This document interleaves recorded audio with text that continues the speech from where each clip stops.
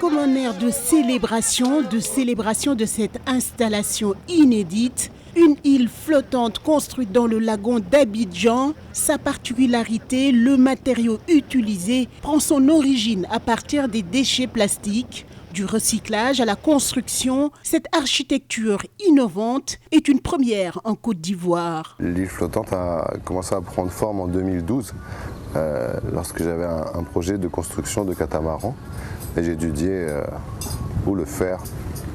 Donc les acteurs de la plaisance sont au bord de la lagune, donc j'ai découvert la lagune et ses avantages et ses inconvénients, à savoir la pollution. Et petit à petit, mon idée de construire un bateau de voyage s'est transformée en comment construire un système un coin de villégiature à partir de la pollution de la lagune, c'est-à-dire les bidons. Repérage, triage, traitement de déchets biodégradables, vérification de la solidité des bouteilles, c'est dans les décharges que la matière première est collectée.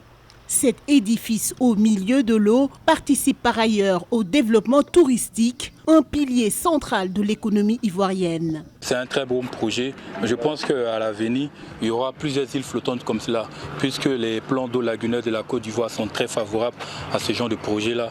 Et avoir des îles flottantes partout comme ça en Côte d'Ivoire, ça sera super pour nous. C'est hyper innovant comme idée.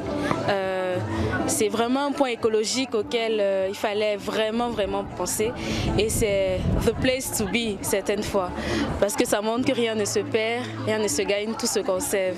Donc ils ont réussi à faire quelque chose de vraiment innovant. Et puis il fallait justement venir constater cela de près. L'objectif premier dans les années à venir pour le constructeur de cette île flottante séduisante est d'en construire plusieurs autres partout dans le pays.